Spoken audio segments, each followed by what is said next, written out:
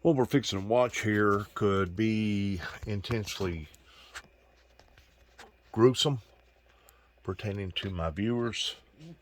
So we want to warn you before you watch any of this that it is some gruesome parts in it. Before I start recording this, I just want to say that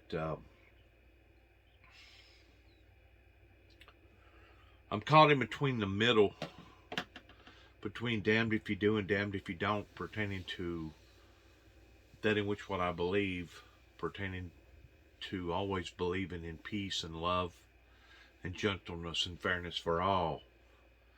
But I'm also torn in the middle towards whenever you see these type of atrocities, war crime atrocities being committed, that we as a society has to step up to be able to put an end to this type of relentless, gruesome, gross, cold,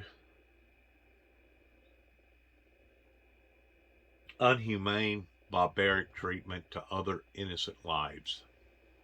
And if we as a society stand back and don't voice our opinion and how we feel about these particular issues, especially being opposed to them, then one must start asking, well, if you're not willing to voice your opinion, and if you're not willing to voice your opinion towards being opposed to this type of brutality, that must mean that you're for this type of brutality. And we here at the Windmill Ministries Missions has never been for this type of brutality. I think where a lot of the people here in America has gotten my message mixed up pertaining to who I am and what I am is that they read the message coming from the Bible, especially the book of Revelations, and they say, wow, this is a barbaric brutality message. Obviously, the person that is preaching or teaching the message must be, once more, a brutal, barbaric, heathenistic person that supports these ideologies and issues. And that could be furthest from the truth. That could be furthest from the truth, because to see this type of bloodshed and to see this type of harshness either on live TV or reading it out of the Bible towards what's going to occur, I don't approve of. We don't approve of. We've never approved of these things towards wanting these things to occur. It just so happens I fell into something that was already pre-designed, something that was already pre-selected, something that was already pre-prophesied. And the Bible says that if you change, add to, or take from the Bible, especially the book of Revelations, that the curses will be added to you or taken, or your rewards will be taken from you in regards to all this. So it is what it is, and I can't change what it is pertaining to end time apocalyptic biblical Bible prophecies. I don't like it no more than anybody else does towards watching this type of harshness and brutality occur, regardless whether it be people that I know or people that I don't know. Because humans are humans. Human beings are human beings, regardless whether we understand them or like them or don't know anything about them. They're still human beings, and to watch human beings suffer on this level is mind-boggling and heartbreaking, to say the least. Like I said a while ago to my viewers, there's going to be some scenes in here that are going to be brutal. Please be aware of these issues before you ever watch them. Thank you. Of the horror and the brutality, notably in Mariupol, but not with the same horrific clarity and detail and imagery that we are seeing now. It is believed that the retreating Russian troops are regrouping and repositioning, but we know without any doubt that they are committing inhumane, barbaric atrocities. You're looking at some of the evidence of that right now. There have been so many reported of situations similar to Bucha throughout Ukraine that it appears that this part of Russia's strategy and playbook for what the Kremlin perversely calls a special military operation, slaughter and massacre is what it is. These atrocities are at a level that no longer can be denied or ignored. Killing innocent, peaceful people just for being who they are. That is the key ingredient of genocide. The images we are seeing today from Ukraine are evidence of war crimes and crimes against humanity on a massive scale. The world can no longer close its eyes to what we're seeing. The war has changed. Russia has escalated. It has to end. There is no more proof that is needed. We have a moral and a human obligation to stop this. Russia has breached every rule for which the United Nations was created, yet it continues to enjoy a seat on that body.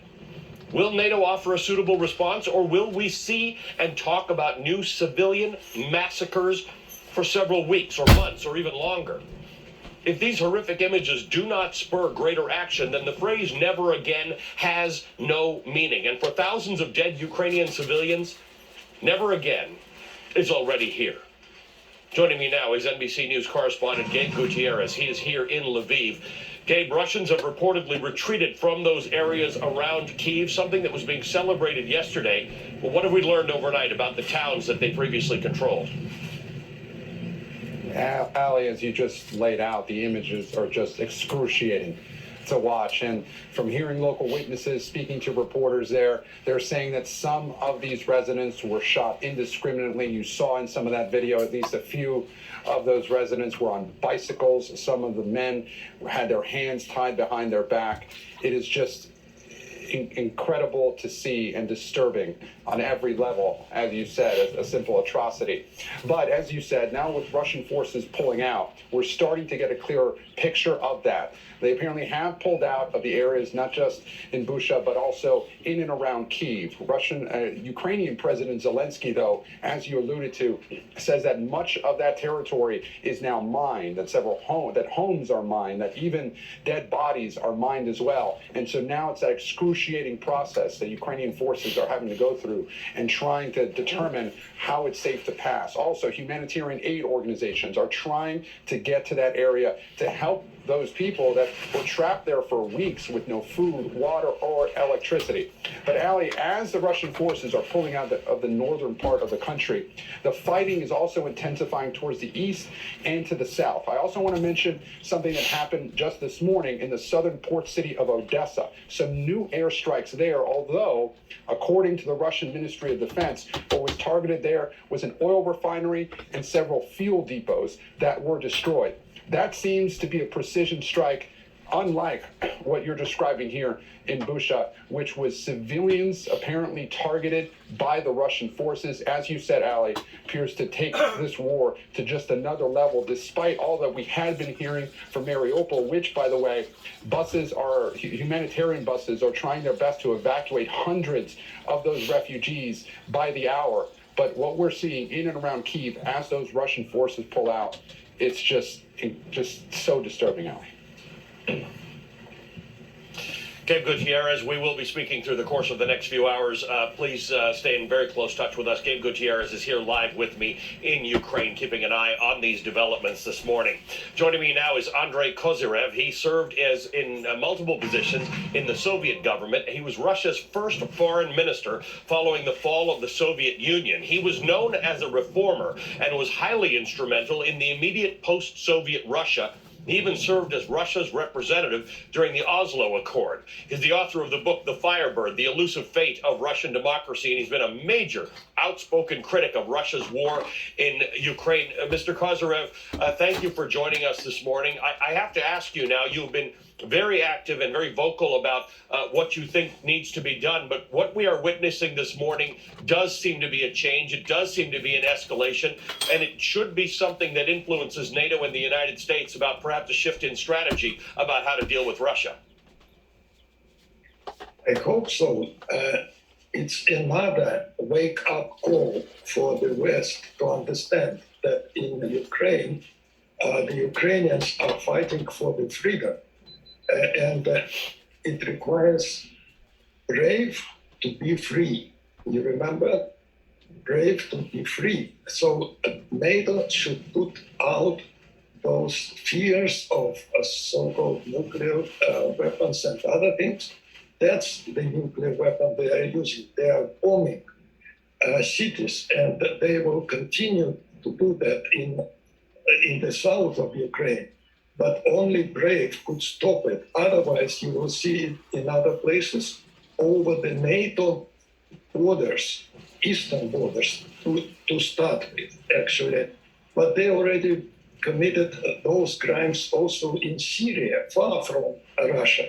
So all those explanations do not fly, and NATO should pull up, America should lead to really stay against this barbarity and understand who Mr. Putin is. Mr. Kozyrev, I'll be speaking very shortly to Tumas Ilves, who was the former president of Estonia.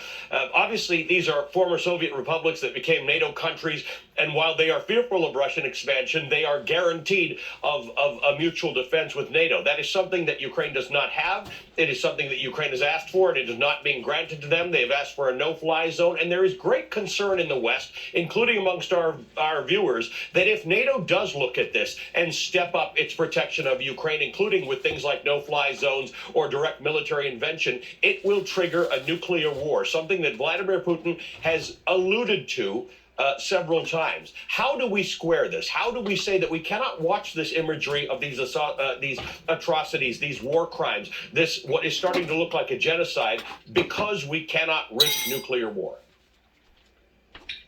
I believe that the situation is reverse, absolutely opposite to this logic that you should not provoke or you should not stand against Putin because he might resort to mini nukes or something like that.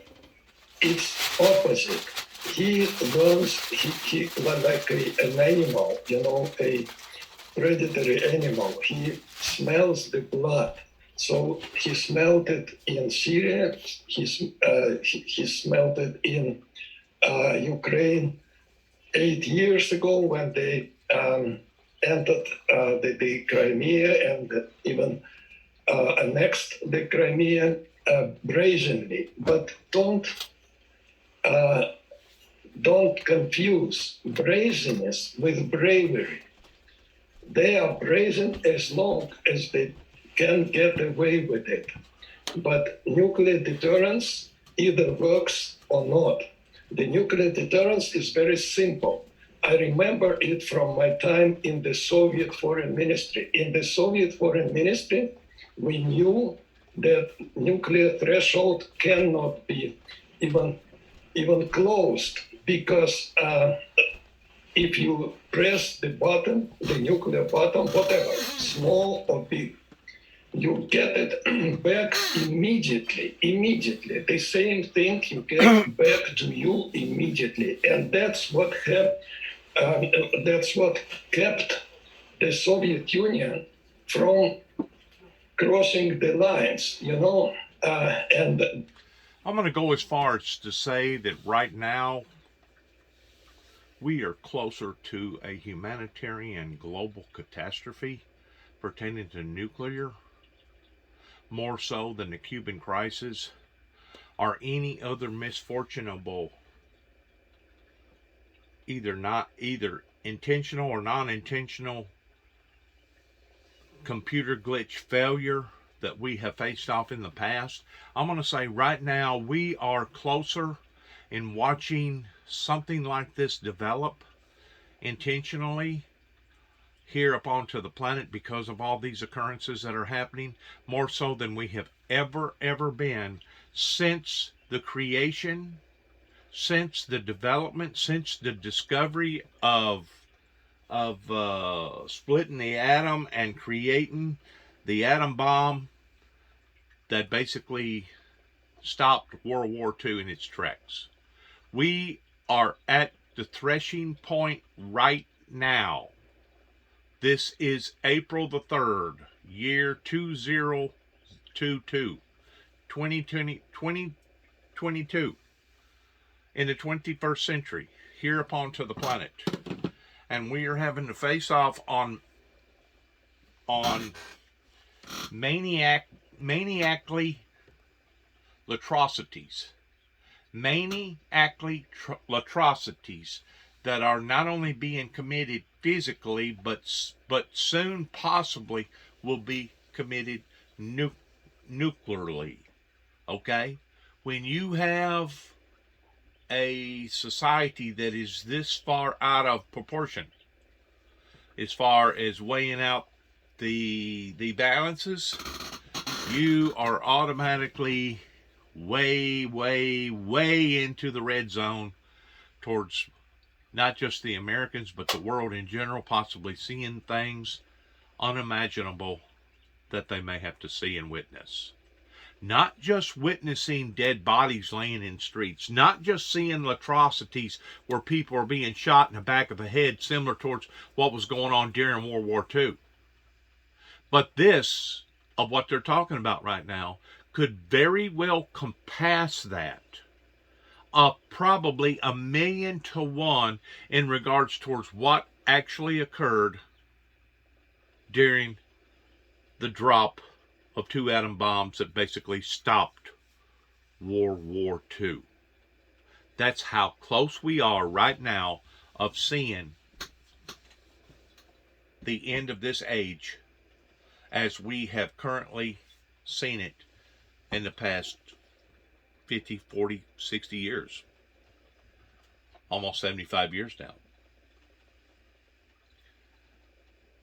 Whenever a society no longer values its freedom, whenever a society can watch other people be destroyed like this for no good reasons, whenever a society can sit back and try to cover their eyes and cover their ears and act as if that these atrocities that are being committed aren't being committed, then you have a deranged, perverted society that does not put human life in the proper category towards understanding the value of life. And whenever that occurs, usually God allows for something just as horrific to happen to the people that was witnessing all this, that could have stopped this in its tracks, but chose to treat it nonchalantly, like it was a passing thing, like it was some sort of a fad, or it was some sort of a TV show being designed and manufactured in Hollywood. I got news for the people that get a hold of this particular broadcast coming from the Windmill Ministries missions. This is not Hollywood. This is not something fictitiously that people can duplicate on this level, because this isn't just in one particular area. This is all over a whole country the size of Texas. And you're seeing this type of destruction and death again and again and again every day. And if you haven't figured out yet by now that this is the real deal, maybe you need to go back and check yourself towards figuring out the difference between reality and fiction. Because this is not fiction. This is reality. This is in the truest form. That's the reason why we spoke up and said that some of the things that you're going to be witnessing on this particular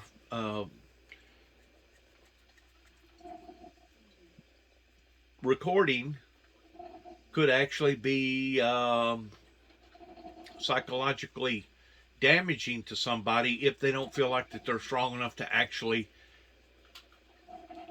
intake what's being done here, because it is scenes and sights that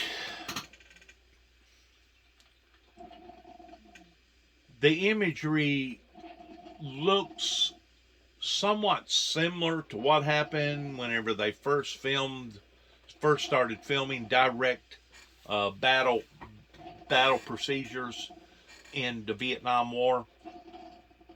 Okay, it has similarities, but it's more gruesome, it's more grotesque.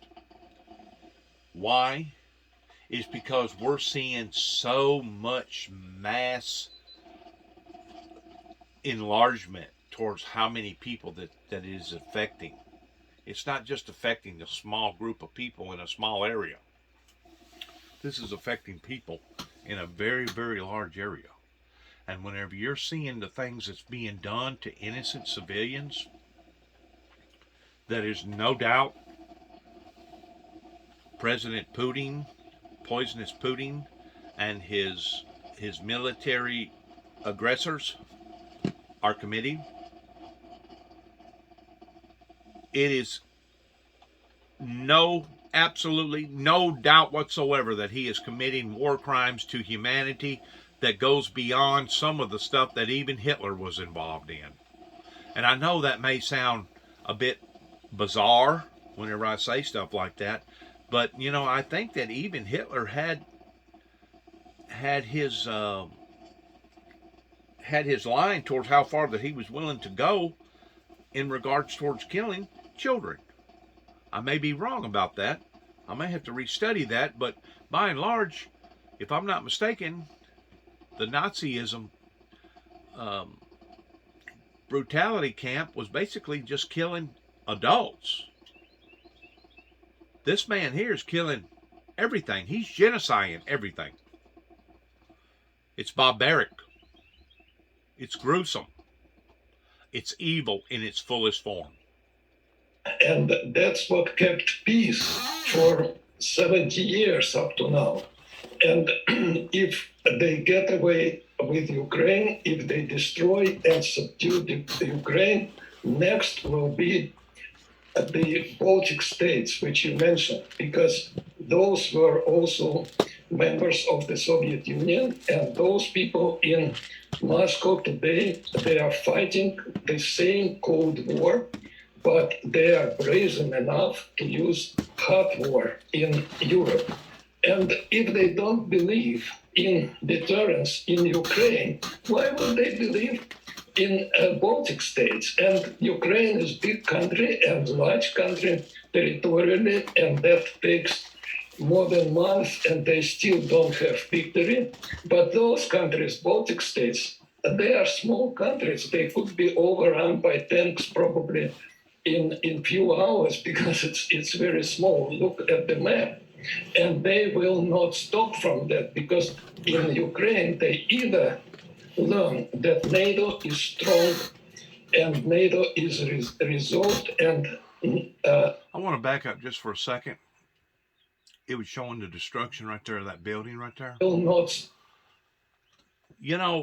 Whenever we here in America see destructionable sites like that, on that level, pertaining to natural catastrophes in regards towards hurricanes or tornadoes, we immediately fall into a emergency type zone that we know as human beings it's time to stand up and go help people, regardless whether you like them or you don't like them, regardless of what neighborhood that they come from, or et cetera, et cetera, et cetera. That it's time to put aside our ill will feelings towards people and go and pull your shirt sleeves up and go help people. It is absolutely heartbreaking whenever we see after a massive storm has created this type of damage. Okay? That's Mother Nature. Mother Nature is something that we do not have control over in regards towards the violent behavior that Mother Nature lashes out towards occasionally from time to time, more so now than ever. What you're looking at here is the destruction over one human being called Mr. Putin, poisonous Putin, that is poisonous society towards making people's gas go up, making people's groceries go up, and making people's livelihoods be extremely difficult now because of what he's engaged in. I have said this before. I'll say this again. In military terminology, it's always based upon the needs of the many that outweigh the needs of the few. Whenever we as a society, here not only in America, but NATO, the United Nations, other parts of the country, understands and realizes that we got a maniac on the loose, we have to start weighing out the differences between the weight of the global society, which is give or take going on 9 billion people, the way that I understand it, versus a few 100,000 people over in Russia, that the way it looks that this man has become suicidal even to his own people. And if his own people aren't willing to stand up towards this type of aggression, towards taking him out, his own military turning on him like this, then obviously the only second best choice is to take out the military, even at the expense of collateral damage. I'm not a military strategist. I don't claim to be a military strategist, because my message has always been about peace and love. Once more, society over here in America didn't obviously want this message coming from the Windmill Ministries for whatever reason, pertaining to seeing a revival that would elevate into a revolution.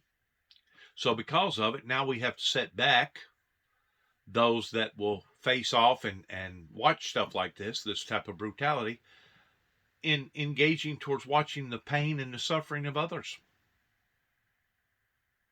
The pain and the suffering of others. I've always said, what is any worse than watching people be punished for things that they don't deserve to be punished for, is the fact that the ones that should be punished are the ones that's getting away towards not being punished.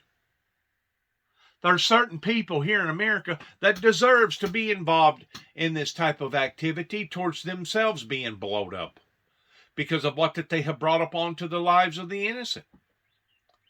They deserve to be jailed. They deserve to have a hearing. They deserve to be looked upon as being traitors not only to God, but traitors to their own country. Not the founder of the Windmill Ministries that's been trying to put out advisories and warnings towards trying to help society. I can't help it that the message coming from the messenger is a unpopular message pertaining to the apocalypse and end time events. I didn't have a choice in this. It chose me. I didn't choose it. But to see how that the founder has been isolated and monsterized and ostracized and dehumanized and demonized for the past 30 plus years goes beyond anything that I think that I've ever read about or heard about or watched on TV in regards towards an individual that got treated this way, especially an individual that got treated this way towards standing up for the teachings of the Book of Life out of the Bible. You know, we understand whenever we go after people like Jim Jones, the reason why that it got the attention of various people. We understand whenever people like David Koresh down in Mount Carmel and Waco stand up and do what they do. We understand whenever these various groups, these occult leaders stand up and do what they do towards mistreating people. And that's the reason why that various law enforcement agencies here in America get involved towards trying to stop these things. We understand bringing this type of punishment into people's lives that are promoting these type of heinous crimes upon the society. But for an individual to be preaching and teaching the things out of the Book of Life pertaining to what the King James Version teaches, for this individual to be going through this type of agony and cruelty upon the society, the way that the so-called churches has turned against this individual, as far as I'm concerned, those that have committed such acts of resistance that didn't want to believe in the things that the Windmill Ministries was teaching and being a part of, they deserve the same type of treatment. They deserve to be tried. They deserve to go to jail. They deserve to be punished by the laws of man, not the laws of a maniac. This is the laws of a maniac is what we're watching right here. This is the movement of evil that is inflicting injury, harm, and hurt up onto people's lives. If this was to have occurred here in America, where what we're seeing right there pertaining to a natural catastrophe, oh my God, there would be all kinds of freaking emergency personnel that would be getting involved, and we would have all kinds of electrical utility trucks on their way towards trying to produce electricity back to the people that are being treated this way. I know this for a fact because I've seen this again and again and again towards the goodwill of the American people. Whenever people get harmed or hurt because of natural catastrophes, how that people get involved towards wanting to help other people. I myself got involved in 2000 and the latter part of 2005, leading into 2006, pertaining to Hurricane Katrina, towards wanting to help innocent people. I stayed down there for almost a year. And then there's been other various natural catastrophes that's hit all over America in different spots that I've rolled my sleeves up and I've went and helped.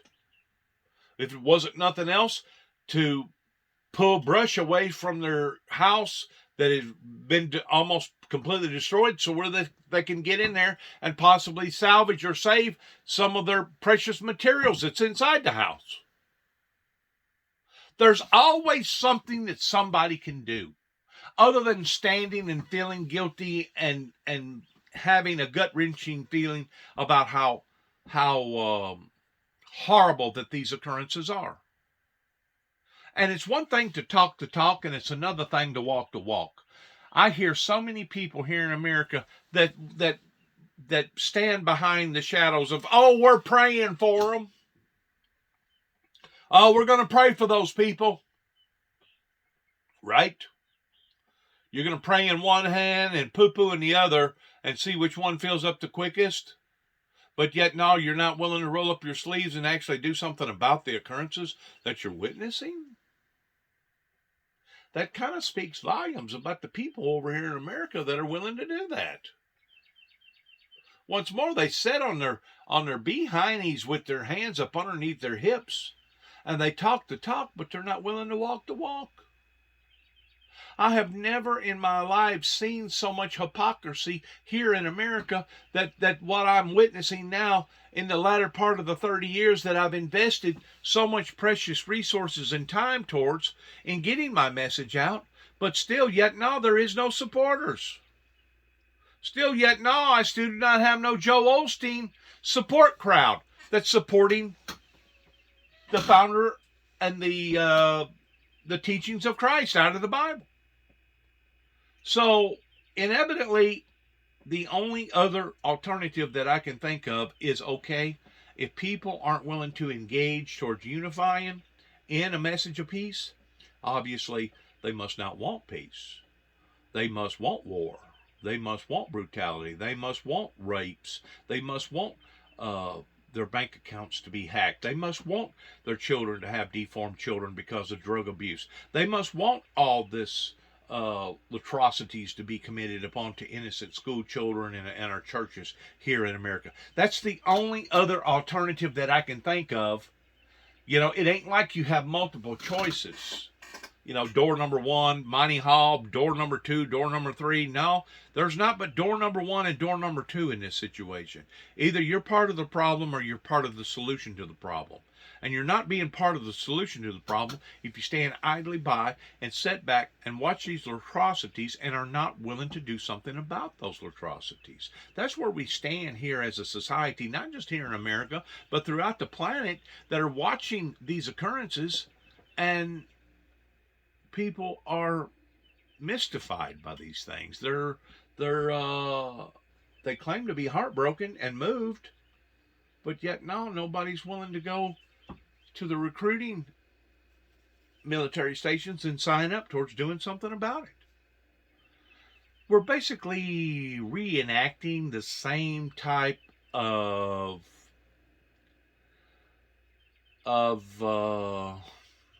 occurrences that happened during World War II, because the people during World War II, before World War II actually broke out on the level that it did here in America after Pearl Harbor got hit, the atrocities that was being committed over in the same part of the world at that time was being looked upon but it was also being overlooked.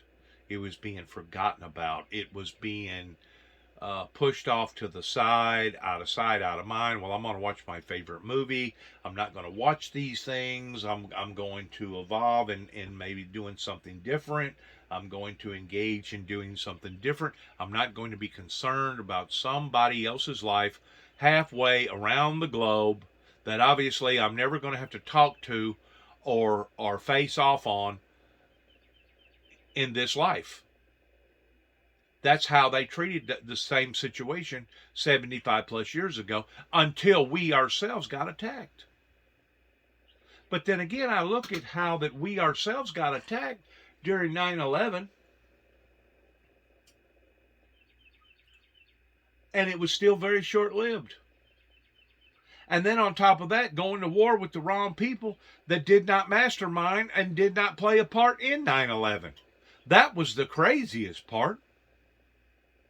You know, if we would actually have went after the perpetrators that masterminded and financed 9/11 pertaining to the Saudis, I really and truly believe that we would be in a different position here in America towards our world affairs. But because we chose to go down this rabbit hole that our politicians and our preachers chose for us to go down, now after 20 plus years being involved in the Afghanistan war, we shut that door, and now suddenly, all of a sudden, here comes this one opening up. We go from one bad experience to another. You know, we go from the transition of saving life because of COVID, because of a pandemic, to the point that now we're taking life. We're committing this type of violence upon humanity towards bringing destruction not only to the real estate, but bringing destruction to people's lives. And we sit back and we kind of look at this nonchalantly. I'm telling you, if that same occurrence would have happened in America, if it had been a Timothy McVeigh that just got through blowing up that building, okay, there would be all kinds of law enforcement personnel that would be engaged toward trying to help the people that have been hurt and trying to go after the perpetrator that caused the type of hurt. We've seen that during Oklahoma bombing. Whenever an individual blowed up a building.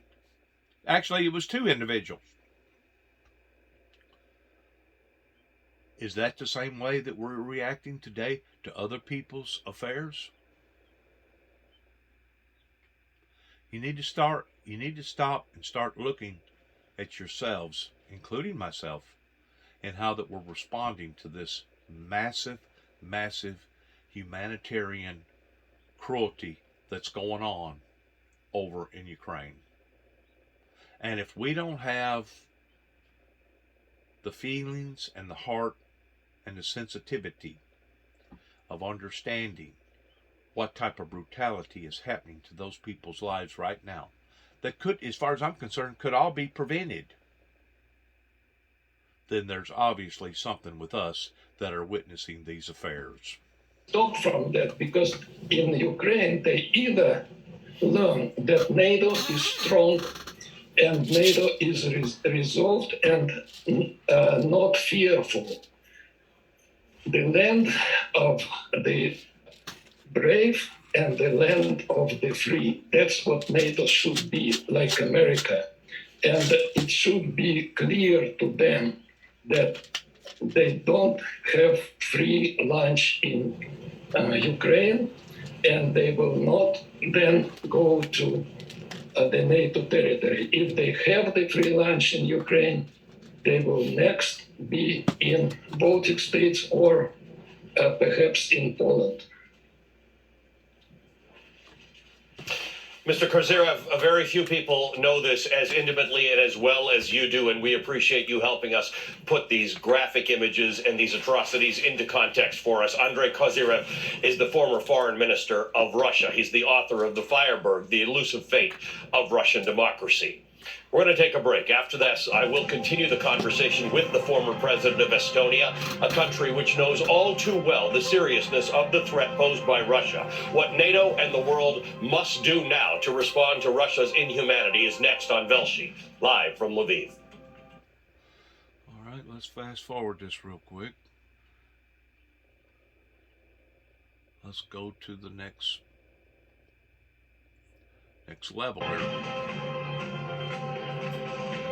Joining me now is Tumas Ilves. He is the former president of the Republic of Estonia, the former Estonian ambassador to the United States and Canada, the former Estonian minister for Foreign Affairs. His country knows all too well the horrors that come from being occupied by its neighbor to the east. President Ilves, we appreciate you being with us. Thank you for your time this morning. You heard the conversation I just had with Mr. Kozyrev. These fears that your states, the Baltic states, have about Russian expansionism are coming true in Ukraine. I want to first get your thoughts about the imagery that we are seeing, the new imagery from the areas around Kyiv about the atrocities and the war crimes and the dead civilians whose bodies we have been watching on TV this morning. Well, I should say my Twitter timeline is filled with Estonians in their 20s, 30s, and 40s talking about how their grandfather or great-grandfather met the same fate. We had many cases of civilians who were tied up and shot in basements of public buildings. This brings back and makes real very painful memories and makes Estonians realize that these were not simply stories that we were told, but this is exactly what happened to our forefathers 70, 80 years ago, which I guess strengthens our resolve and our commitment to NATO, because that is really the only way we will avoid the horrendous fate that we see in these clips from yesterday. The Baltic states, Estonia, Latvia, Lithuania, they made decisions early on at the end of the Soviet Union as quickly as they could to become NATO members. That is not a choice that Ukrainians made. And at this point, the West is very concerned. Citizens of the West are very concerned that anything that looks like an answer to what Vladimir Zelensky is asking for, including no-fly zones or greater military assistance or perhaps direct military involvement by NATO, could trigger that nuclear war. That is the concern on everyone's mind right now. Russia is escalating. Russia is committing war crimes, and we don't know what the answer to that is right now. What is it? Well, there's a very fundamental issue here, which is that both the Soviet Union and up till now Russia and the West have always considered nuclear arms a deterrent.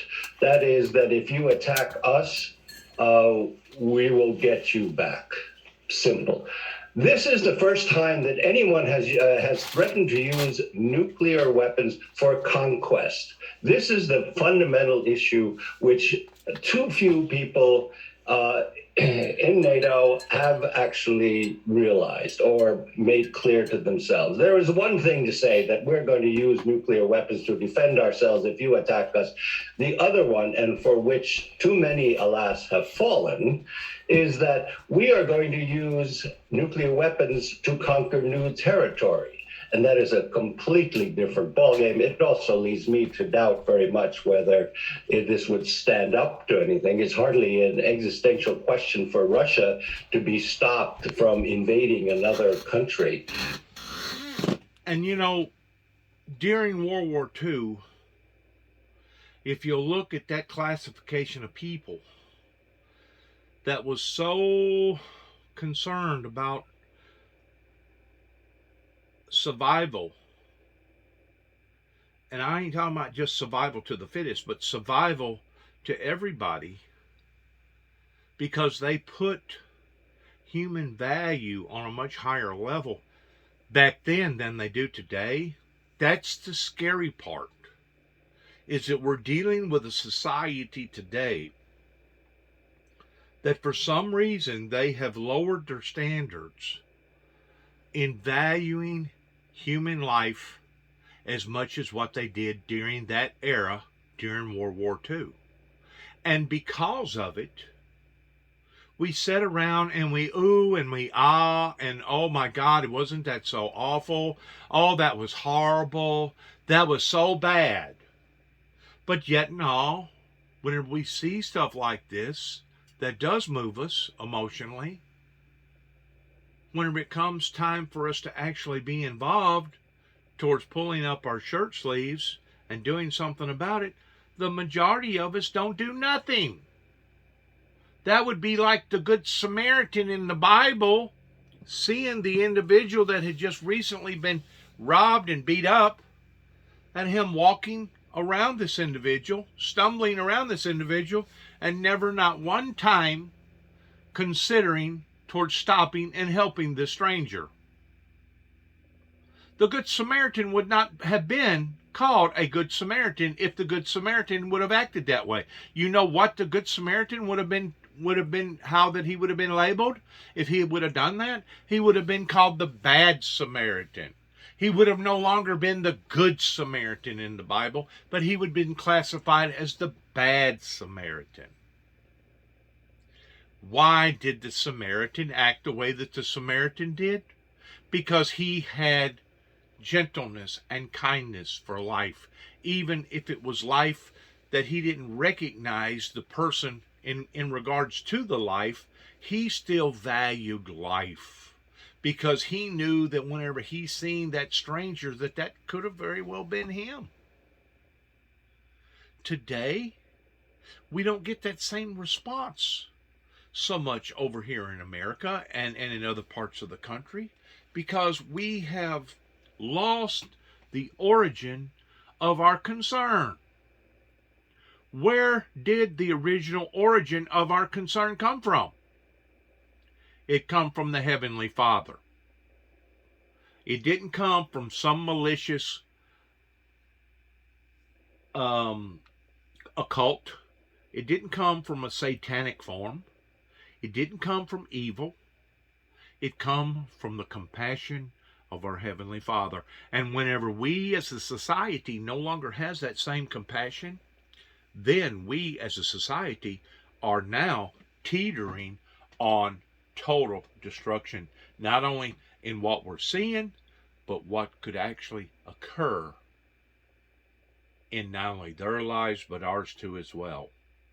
Because whenever God looks down and mirrors us and evaluates us and sees through the smokescreen that we've created, this fake facade for ourselves, and God sees who we really are, God judges us off of the basis of what we display. And if we display being unconcerned, then the heavenly kingdom displays those same concerns back to us. In other words, well, if they're not concerned about one another, and if they're not concerned about satisfying the Heavenly Father in the teachings of God, then why should we be concerned about protecting these individuals that continue to keep biting the very hand that feeds them? You've always heard one hand scratches the other, or one hand embraces the other. You scratch my back, I'll scratch yours. You watch my back, I'll watch yours. Whenever we as a society no longer function in that realm of law, then we as a society are at the brink of destruction. It's sad. It goes beyond sad. It goes way beyond sad. And so I think we need to really be much more serious than we are. And these kind of excuses, oh, we can't defend the Ukrainians because it'll start a nuclear war, really already is acceding to Russian blackmail, a country that is threatening to use nuclear weapons to conquer other countries. And that will not stop anywhere, because once they've succeeded there, they will go on and say, we will use nuclear weapons when we attack some other country. You have to say, no, we will put a stop to this now. You know the American audience well. You know Canadians. You know what these fears are. So very plainly, I think I know what you're saying, but very plainly, we know that the Ukrainian military has been able to very heroically fight off one of the largest armies in the world. But we also know that Russia hasn't thrown everything that it's got at this fight. We also know that NATO, in a conventional military engagement, would entirely overpower Russia in this fight in Ukraine. So what do you say to people who say any escalation risks NATO lives, American lives, Canadian lives, and risks nuclear war? What is the actual response that you would have to someone who would say that this morning? If you don't respond now, you will be responding when they attack NATO, and then you have no choice but to respond. So by not responding to Russia's aggression right now, you are merely telling him it's okay. You are telling him, yes, this works. And that's I mean, we have to realize that's what we are telling Vladimir Putin, is that go ahead. We will not do anything. Succeed. Please go ahead. This is why, and first of all, there are plenty of things we can do right now, but long before we enter Ukraine as NATO, which is probably unlikely anyway, but certainly, I mean, the continued refusal of Germany to cut off gas. I mean, what does never again mean anymore these days if you are saying, no, we really don't want to pay more for gas.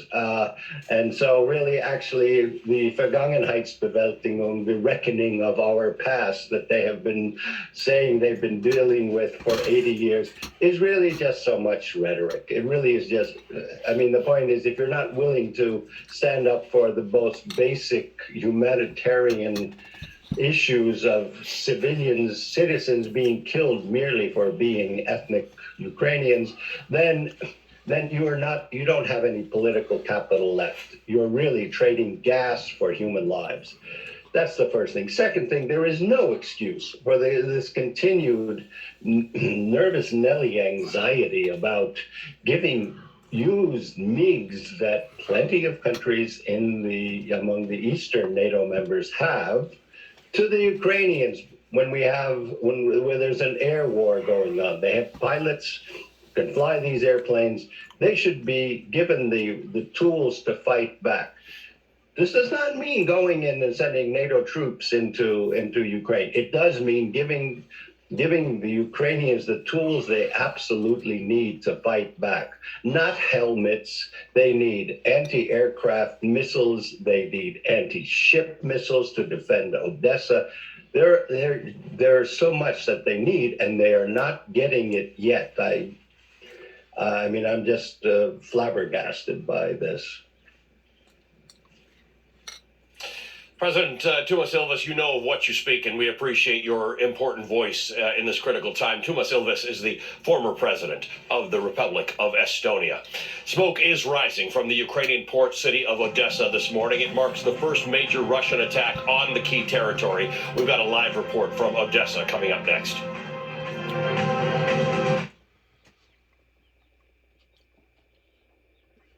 Flabbergasted and heartbroken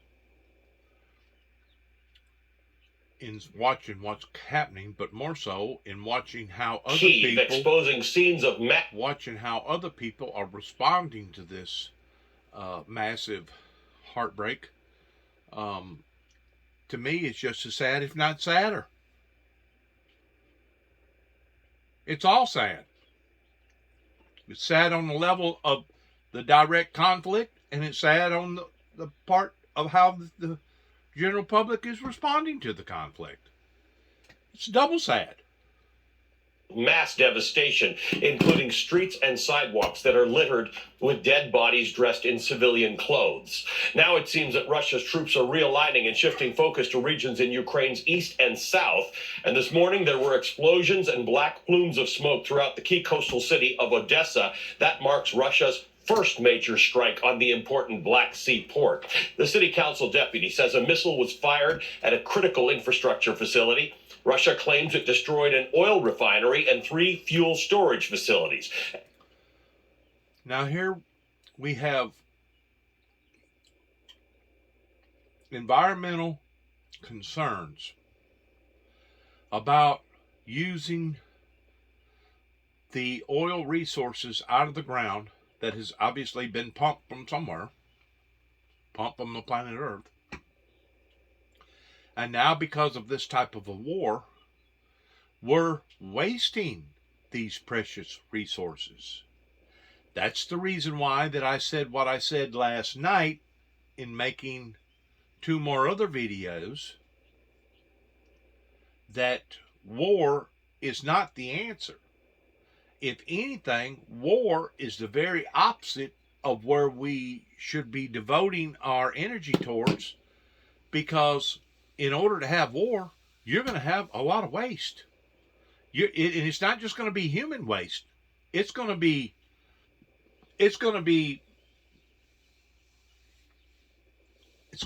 all kinds of real estate waste.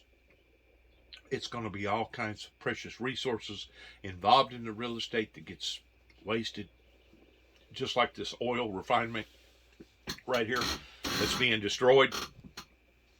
That's just creating more of a problem in regards towards allowing for the oil to even get higher and to become more precious, pertaining to us understanding the value of this precious resource. That, as far as I'm concerned, I put it today in a lot of ways, especially in your developed countries, I put oil on the same level as water or oxygen. Because without oil, without fuel, without petroleum, we're basically dead in the water.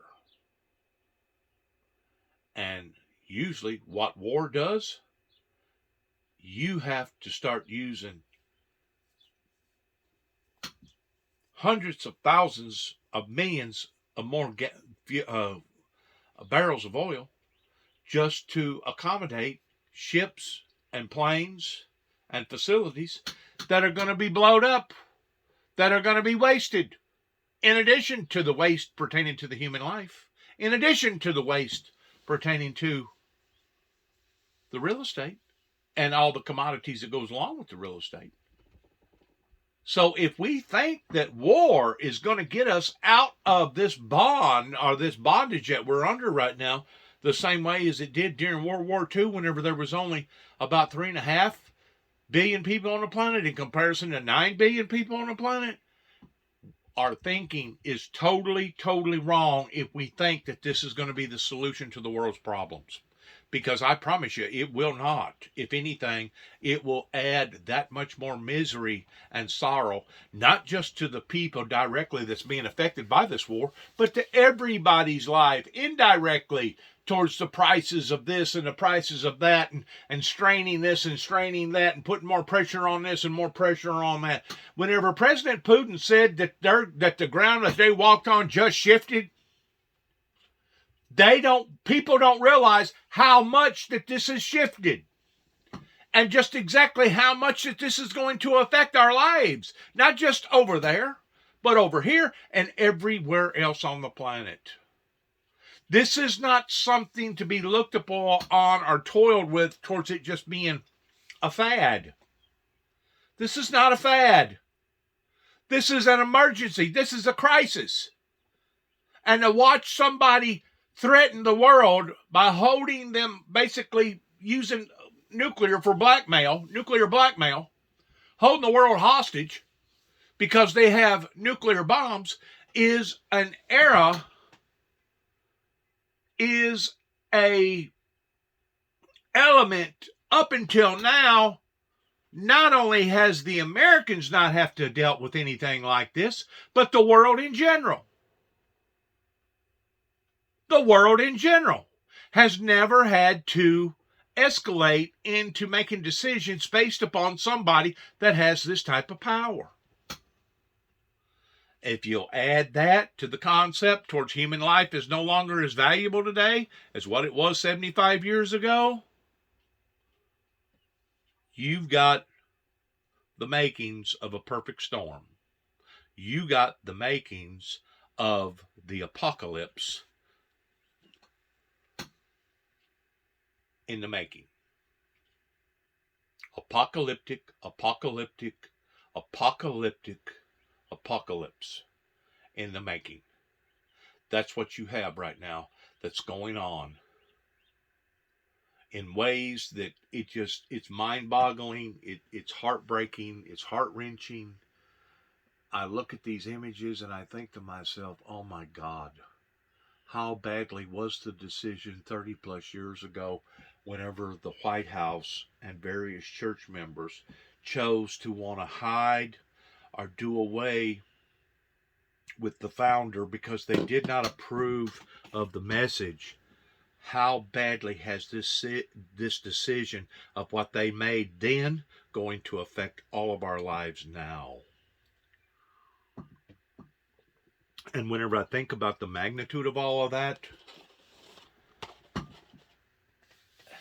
I put it in the same perspective of how that I can visually picture the sun, towards the sun being, I think, about 1,000,000 times bigger than the planet Earth. You know, we got visual pictures now towards NASA going into space and taking pictures of the planet Earth, towards how beautiful that it is, pertaining to the green, the bright greens and the blues and the white clouds, and it floating around in the solar system the way that it does, being in perfect harmony with the moon and the sun, various seasons of being able to evolve into this season, get closer to the moon, etc., that causes our tides to rise, or high tides or low tides, etc. So much that we know today, evolving the creation of God. And then to take that same image of the earth and say, okay, the sun is 1,000,000 times bigger than the earth. There's 1,000,000, it would take 1,000,000 earths to put it under the same gravity towards how large that the sun actually is. Our little finite minds, or most of us, cannot even begin to fathom that. You know, even taking just 10 Earths, you would probably have to go into outer space almost to Mars, just to be able to get the whole outline of the planet Earth. If it was only 10 times bigger than what it is right now, you would probably have to go all the way to Mars to be able to get a full picture of just exactly how humongous that Earth would actually be. And that's just 10 times. Now, multiply that by 100 times. Now multiply that by 1,000 times. Now multiply that by 1,000,000 times. And now you're starting to get the image of just exactly how big the planet Sun, which I guess in a way it is a planet. I think they call it something different. But that should give you some sort of a guideline in how far that we would have to go off into the solar system, off into the galaxy, just to be able to see just an image of the Earth and not be able to see the whole full concept of the Earth. We would have to be as far from the Earth as we are the sun if we was to be able to see the whole planet Earth on the level that now we see the sun. How far is the sun away from the planet Earth? I don't have those figures in my mind right now, but I'm sure it's quadruple, hundreds of millions and millions of miles away. It is an astronomical number that we can't even begin to fathom in any of our finite material or any of our equipment that would actually be able to make it to that destination. And it would probably take it 100 plus years to even get close. And by the time it got close enough to the sun, because the sun puts out so much heat, it would burn itself up probably within 1,000,000 trillion miles before it ever even got to the sun. That should give you some sort of a concept towards how big the sun is. Okay? All right, compare what I just got to telling you to what's going on right now pertaining to a maniac that has nuclear bombs that is threatening the world towards holding the world ransom in regards to these nuclear warheads. And now you're getting a bit of the full gravity of what we're dealing with here pertaining to this situation. It's humongous. It's something that we have never ever had to deal with as citizens of this planet Earth. And now we're having to deal with this.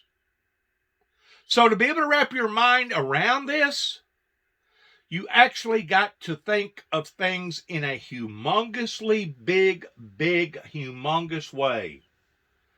And to be quite honest with you, I really don't want to think of things this way because it makes me sick at my stomach.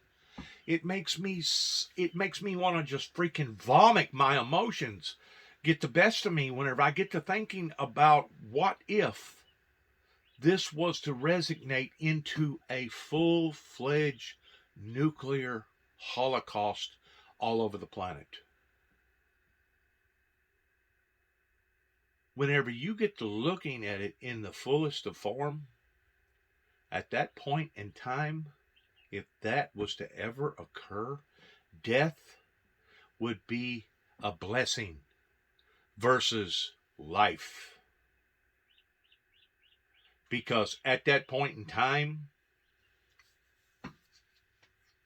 whatever was alive would be struggling to stay alive. And ultimately, whenever it was all said and done with, they would probably be wishing that they wasn't alive. Now, if you can put this on the same level that I just got to presenting it to you as, now you get the severity towards what is going on pertaining to the Russian government in the hands of nuclear armament.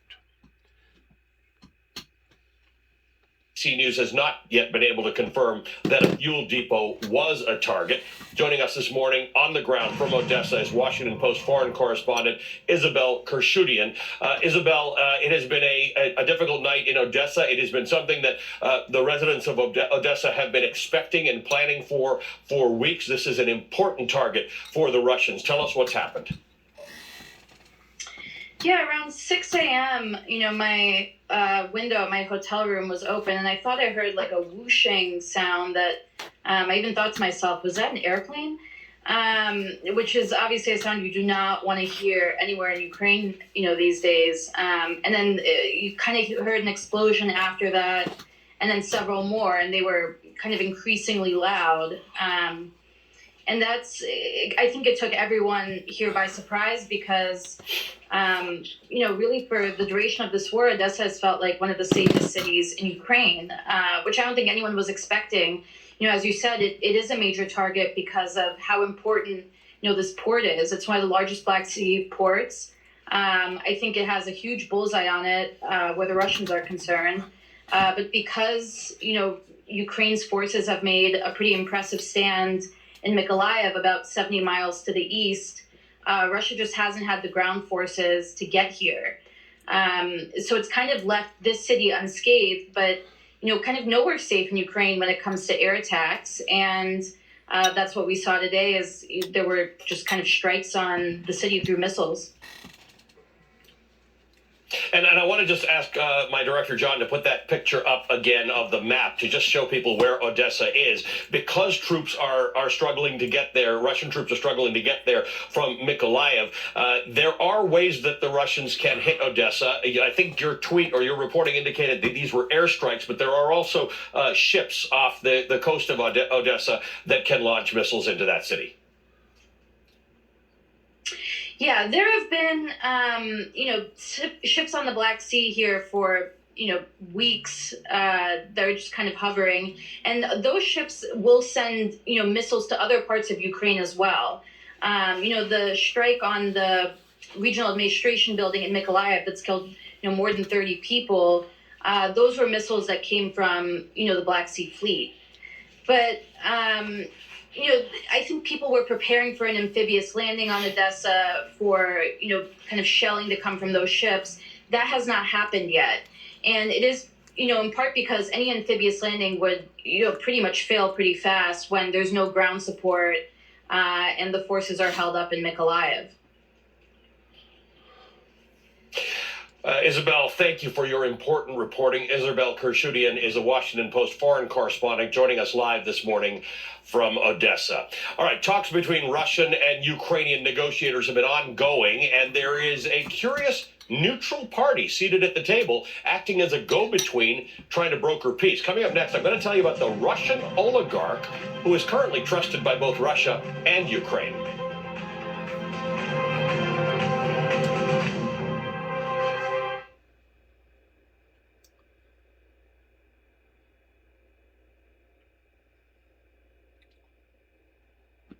$1 million.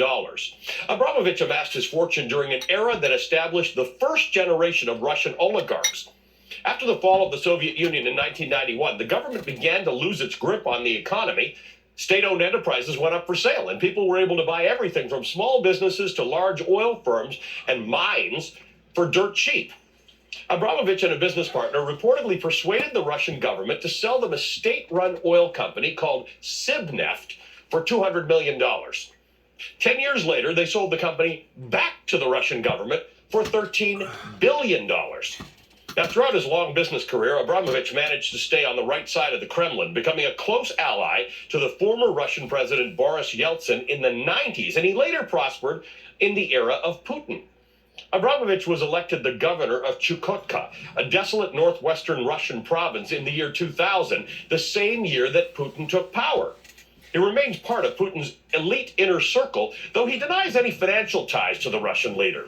He's largely flown under the radar of international politics until Russia invaded Ukraine in late February. The Wall Street Journal reports, quote, early on the morning that Moscow began its invasion of Ukraine, Russian billionaire Roman Abramovich was jolted from his sleep by a cell phone call from a Ukrainian movie producer with an urgent request. Was he willing to stop the fighting, end quote. Now, according to the Wall Street Journal, Ukrainian government officials were worried their Russian counterparts were not accurately relaying their messages to the man in charge, Putin. And they saw Abramovich as a direct line to Vladimir Putin. Now, over the last few months, Abramovich has gone from oligarch to wartime peace negotiator, which is a peculiar position for Abramovich to be in, given his longtime relationship with Vladimir Putin. But that might just be why Ukraine and Russia seem to think this could work. He was spotted at the peace talks in Istanbul, Turkey last week, though both sides say he's not an official member of their delegations, nor was he seated at the main negotiating table during the talks. In February, a spokesperson for Abramovich said, quote, I can confirm that Roman Abramovich was contacted by the Ukrainian side for support in achieving a peaceful resolution and that he has been trying to help ever since, end quote. According to the Wall Street Journal, for the last month, Abramovich has traveled across Eastern Europe, Russia, Israel, and Turkey, acting as a back channel, passing Ukrainian requests directly to Mr. Putin. He's even reportedly helped to secure some safe corridors for people left behind in Ukrainian bombarded cities. Abramovich is among several other oligarchs who were sanctioned at the start of the crisis. Penalties from the UK and the EU forced him to reshuffle his assets and put his soccer team up for sale. But he has so far been spared from American sanctions. And that's reportedly because Ukrainian President Zelensky finds him so valuable to the peace process that he asked President Biden to hold off on sanctioning the billionaire. And the Biden administration agreed, again, according to the Wall Street Journal. Now, it doesn't take a rocket scientist to know that Abramovich is dancing with the devil right now. Serving in this sort of role, being in Putin's head, can quickly backfire, especially if the talks fail. But you probably don't need to tell Roman Abramovich that. In early March, after the newly recruited billionaire envoy met with negotiators in Kyiv, the Wall Street Journal reports that Abramovich's skin started peeling off. He went temporarily blind. He and other members of the negotiating team allegedly suffered symptoms of suspected poisoning. The Russian government has denied any involvement, and NBC News has not independently confirmed that reporting. But Ukraine's foreign minister gave a nod to the reporting on Monday, saying about being at the negotiating table in Istanbul with the Russians, I advise anyone going for negotiations with the Russian Federation not to eat or drink anything and preferably avoid touching any surface, end quote. Now, I know that my viewers have heard me characterize President Putin over in Russia towards poisonous Putin. I'm sure a lot of people probably thought that I was doing that because it has a good, cool, catchy phrase to it. Poisonous Putin. Poisonous Putin. If you'll look at the history since President Putin has been in power for the past, I guess, 21, 22 years, whenever he left his position as a KGB officer towards becoming president, if you'll look at the history in behind the people that has been poisoned, it will be mind-boggling to you towards the people that opposed him that suddenly, all of a sudden, wound up dead. You see, whenever events happen over in Russia, it's blocked from the American media because they consider that meddling and they consider that none of our business. And be it as it may, we put strong emphasis upon our news media here of the occurrences that happen in America because these are the things that directly affect our lives.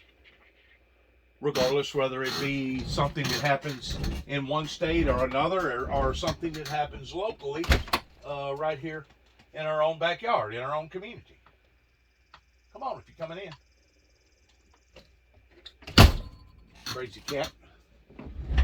But if you was to look and do a survey on their history of all the people that have suddenly supposedly jumped off of buildings, rich, very, very, very powerful people, if you look at the people that's been poisoned, not just the people that we have captured into the American news, but if you do a study on this, you will find that there has been a humongous pattern of people that has recently just up and died because they was poisoned or they claim something else occurred. This person that I call Poisonous Putin is just exactly that. And to allow for our American president to even get close to this human being is absolutely astonishing. And we get to thinking, well, is it any more astonishing than an American president going to North Korea and walking over into North Korea and becoming friends with Kim Jong-un and having all these love letters sent back and forth? In actuality, yes, it is. It is more unusual because it's one thing towards what Reagan done in regards towards Gorbachev, that Brezhnev come before him that said we will take the American people over and never fire a shot. It's one thing to look at those events towards how out of the ordinary and how humongous that those events was going back 30 some odd years ago. But to think today that we have allowed for our presidencies here in America to go over there and act like that it was just another normal day in the park, that in itself is mind-boggling to me.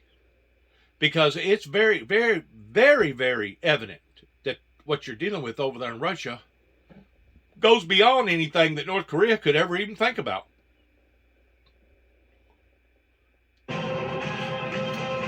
We're back live from Lviv, Ukraine. This morning, we've been reporting on the Russian withdrawal from the region around the Ukrainian capital city of Kyiv and showing you the gruesome images that have emerged in the wake of Russia's retreat. Widespread destruction, mass graves, the streets strewn with bodies of civilians that Ukrainians say were executed by Russian troops. I'm joined now by Democratic Senator Patrick Leahy of Vermont. He's the current Senate President pro tem, and he's the most senior member on the Senate Judiciary Committee. Senator, thank you for being with us this morning. You and I have talked for years, and I think I can speak personally to you. You were born during World War II, a time during which we said and after which we said never again. And yet we see these things over and over again, and we are seeing them now. We are seeing what look like war crimes and possibly genocide in Ukraine, and there are calls to do more now. What do we do to stop this? I think one thing that has been very helpful for the world to see what you've been covering this morning and these horrific shots that you've shown. I've been watching them almost in tears. Donald Trump has said that Putin is a genius. He's not. He's a war criminal. There's no question he's a war criminal. When you have innocent civilians just executed, and then he's gone another step further. He's put landmines and explosives in homes and vehicles and fields. We, under the Leahy law, we're not allowed to even export landmines from the United States, but these things are aimed not at military, they're aimed at civilians. It's a terrorist activity. He is a war criminal. And the Ukrainian people deserve an enormous amount of credit, even though millions have been displaced and are becoming refugees. This has to end. And what Putin has done, he'll go down in history alongside many other war criminals. I want to ask you, while we've got you, about the January 6th investigation back home. We've learned that the wife of Justice Clarence Thomas, Ginny Thomas, exchanged text messages with the then White House Chief of Staff, Mark Meadows, about trying to keep Donald Trump in office. How does that sit with you, and what do you think should be done? There are calls for Justice Thomas to heed calls to recuse himself from cases related to January 6th. There are some people calling for his impeachment. What do you think needs to be done? You have watched the Supreme Court. You have been directly involved in Supreme Court appointments. Well, I'm a member of the Supreme Court bar. I've argued cases before courts of appeal and others. Obviously, he should recuse himself just for what it would say about the court in a case like this. More and more comes out of January 6th. It goes beyond being an Alice in Wonderland. It's crazy that people were actually thinking that they could set aside an election. I remember how horrified I was to see that they'd set up a gallows on the Capitol grounds for Mike Pence. I mean, this kind of thing this is not America. And she has shown that she fully bought into that. And I think for the integrity of the Supreme Court, her husband should recuse himself from any cases that involve January 6th. Senator, I need to talk about something good because there's been a lot of bad right now. You come to Vermont. There's an image of you with there's an image of you with Judge Ketanji Brown Jackson. You think that her appointment, which now looks like it could happen because we've heard from Susan Collins that she will support it. You think that that's some of the best of America? You were actually fairly emotional in your response to her testimony. I was. I've been here for every Supreme Court justice since John Paul Stevens during President Ford's administration. I've not heard anybody who has given such thorough and brilliant answers as she has. I met with her privately and then, of course, publicly in the hearings. This is a woman who has a remarkable story to tell. This is America. And I get furious when people like Ted Cruz say that by nominating her, it sends a terrible signal to qualified white men. What does he think has been on the court ever since the beginning of this country? They've been, the vast majority have been white men. It's good to have somebody who looks more like America. And she is that. She's there not because of the color of her skin, but she's there because she is the most qualified person we could have. And I think that the attacks on her have been racist, they've been misogynist, and it demeans the United States Senate. I called out one of the senators by saying, I know he's aiming for social media, but let's start thinking about the United States Senate. We're not showing ourselves as conscience of the nation the way she was treated, but I will proudly vote for her. She's earned it. Senator, it's always good to see you. Thank you this morning. Democratic Senator Patrick Leahy of Vermont is the president pro tem of the United States Senate and a member of the Senate Judiciary Committee. All right, after the break, I want to highlight the remarkable reporting of my colleagues on the ground here in Ukraine. It's not been easy, but it's been necessary. You're watching a special edition of Velshi live from Lviv.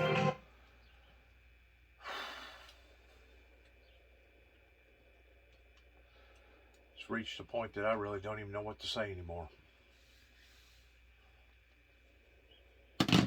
All the way on the western part of the country. It's closer to Poland, which is a NATO ally, by the way, which is largely why it's one of the places to cover this war as a journalist. It's safer. But over the last 6 weeks, NBC News has had multiple correspondents deployed all across this war-torn country in order to bear witness. And they've seen a lot, from shelling and gruesome violence to refugees of all ages pouring across borders to devastation that will be seared in our minds forever. This past week, I decided to gather my fellow NBC News colleagues who are here in Lviv, who've been reporting on this crisis each day, to discuss the experience of covering this war and what drew them all to this assignment. Well, looking around, it is fairly normal here. So you can take a walk, you can go get coffee, you can get some fresh air to yourself, which I think for me, not that we have much time for that much else, helps a lot and helps coming in, coming out of stories, resets on a daily basis. And Lviv, you can do that. Other places you can't. What do you do? It's exactly the same thing. You walk around, as you can see, it's an incredibly beautiful city. So it's nice to be able to walk around the city that hasn't pretty much stayed untouched in this war.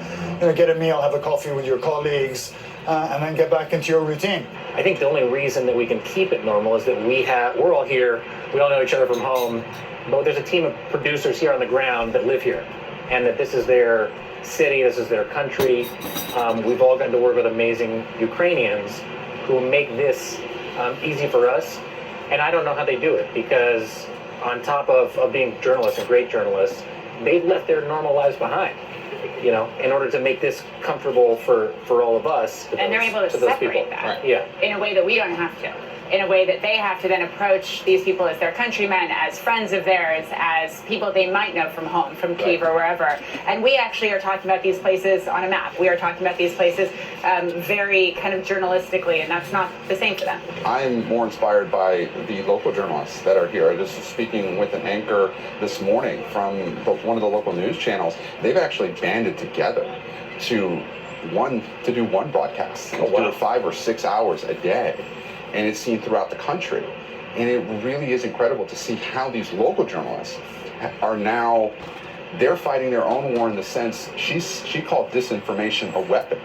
And she says that she is now fighting that disinformation as she sees as her calling, even though her family members, her husband is fighting on the front lines. They're broadcasting from secret locations. So it has been inspiring to see the local journalists here, how they're working, but also to work with these local producers that you mentioned. They're amazing. We could not do what we do without them. These guys have left a lot of their homes in the east. They're sleeping in a tiny hotel room, some of them sharing a room, and they're still working so hard. And us, we can leave here whenever we want. We're not being forced to stay here. Right. But they're here. Most of them don't want to leave. And if they're men, they can't leave. So it's a huge layer of pressure on them that we don't experience. One of the things that my viewers are often curious about is how you all end up here. What motivates you to run toward danger? Talking to people who I think lived very similar lives as I did 5 days ago, 5 weeks ago, 6 weeks ago, who have by fate of birth wound up in an entirely different situation. The idea that journalism is the only way, and I think we hear this from our local producers, the only way that people back home know about it. The only way we knew what was happening in Mariupol is because there were 2 AP journalists inside Mariupol for weeks on end. And we relied, occasionally on additional sourcing in there, but we relied on their accounts. And that is the only reason. So I think it becomes, doubly important, triply important for all of us when we see that in action, when we see examples like that continues to motivate. It's the people. For me, it's always the people. What a privilege to be able to you watch us on the news. I was probably here amongst the last of us, and you sit at home and you watch on the news what people are going through, and I just want to know. I want to know what it's like. What are the facts on the ground, as they say in the military or in diplomacy. And so, I mean, in the 2.5 weeks that I've been here, you get to talk to people from the east that are sleeping in Red Cross tents at the train station. I got to spend time with people who survived the Holocaust, only to flee another foreign invasion. People serving hot meals to people all around the country. It's through those stories, and not just the politics or the negotiations or the familiar faces, that I think, for me, it makes us all worth coming to do. Look, I always want to be on the front lines of a big story, if possible. I don't want terrible things to happen, of course, but if there is human suffering, I at least want to see it firsthand. And Jacob, you and I have covered immigration in the U.S. considerably and done such a great job covering it, but I saw those refugees, and I couldn't imagine not at least being able to be here and witness it and speak to some of these people, see the strength of the human spirit. But this is different. This is something that was created by, Vladimir Putin, by one man, and it is different than the natural disasters. By a madman. I cannot commend the journalists, the war correspondents that are involved in documenting all this the way that they're documenting it. I cannot commend them enough towards them sticking their necks out. And some of them has done already been killed, being at the wrong place at the wrong time. And I cannot commend them enough towards what that they do for the betterment of society.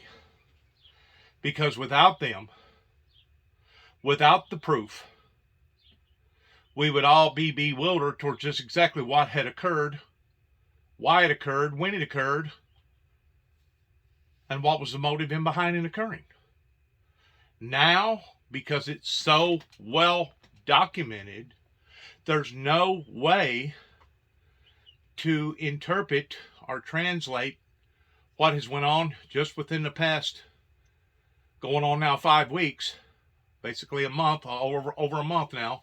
There is no way to interpret what that we have seen and heard, and the devastation and the sorrow and the misery, other than the way that we have all interpreted it, those that are concerned about what's going on in other people's lives. So I just commend the journalists and what they do every day. And it's not just pertaining to something big like this, but in regards to a major storm, in regards to a major conflict, an uprising in a town, pertaining to a protest that turns violent, and the next thing you know, they're burning down stores and tearing up people's property. I cannot commend the journalists in their jobs towards what they do and how they do it, as far as the freedom of press. God bless them. Objective journalists and telling both sides, but what happens when there is no two sides, or at least one side has the truth behind it? And it is difficult to wrap your mind around it as you're coming in, to a situation like this. A lot of the people that we've spoken to here and we've interviewed, they've said, thank you so much for coming here and getting the story out. And one thing that was very poignant to me, we were interviewing a hacker who was doing everything he was doing everything he could to hurt the Russian economy and the media there. And he was so grateful that we were interviewing him and telling people what he was doing, because he said he has family in Russia and they don't believe him. They don't believe the stuff he puts out there. He goes, this is my godmother, and I'm putting out information that what's happening in my own country, and she's saying that's all fake news. You're making all of this up to make Russia look bad. And that's very important to a lot of the people here, to get that out. We were in Odessa, which is down on the southwest coast, the most strategic port city, a beautiful historical city. For the last month, they have been told war could come here tomorrow. And so I think for us, it's really important not just to talk to people from Mariupol like we've been doing who can tell their stories, from Kharkiv who can tell their stories, but really to show our audience something else that actually doesn't look like this. Odessa looks entirely different. You hear shelling all day long. You hear air raid sirens all day long. It's not just twice a day. It's not just 3 times a day. You hear small arms. You hear mines kind of going off in the distance. The soundtrack of the city is different, and it looks different. No one is walking around downtown. It is barricaded. It is sandbagged up to the kind of roof that it's entirely, even though war is also not there in the streets, it feels very, very different. I was interviewing this young lady that escaped Mariupol. I mean, the story she was telling was just horrifying, that she'd made a suicide pact with her sister so they wouldn't starve to death because there was no food there. And, you know, just doing the Zoom interview with her, I was really trying to hold back my emotions, which is, you know, tough to do. I ran that interview on TV and I could not hold back. I do hold back. Yeah, it is. It's very difficult. You know, you're hearing these first-hand People accounts. actually saying that stuff, and you know they're not exaggerating to make the point. You had a 15-year-old on your weekend show from Poland. I think it was like the very end of your hour. Yeah. And she said, "Can I give you a hug?" Yeah. She's not saying that because she wants to make good television. Yeah. She wanted a hug. Simple. It is a remarkable story, and I'm grateful to you all for doing this with me and for continuing to do the job. Stay safe. I say it to you every time we're on TV, but now that we're here in person, stay safe. You too, man. And I want to thank NBC's Ali Arouzi, Gabe Gutierrez, Molly Hunter, and Jacob Soboroff for joining me for that conversation. We are all richer for it. And thank you to all the journalists, not just from NBC, all the journalists from all over the world and inside Ukraine who are covering this story here and abroad. We've got another hour of Velshi live from Ukraine coming up, another hour to bear witness to the atrocities committed here by Russia. It is difficult, but it is necessary. Another hour starts right now.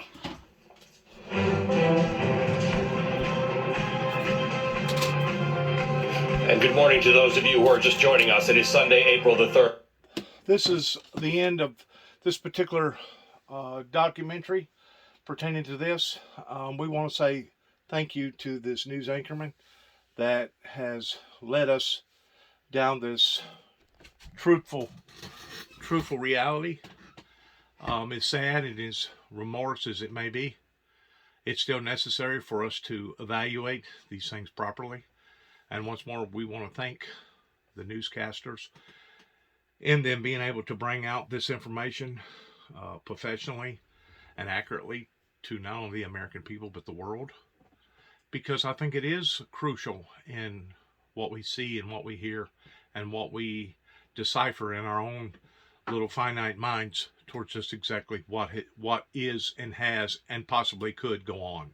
Thanks again. Good luck to all of us coming from the Windmill Ministries missions. We want to thank each and every one of you out there for your prayers. And God bless America. God bless America in her endeavors. And good luck to each and every one of us. And shalom.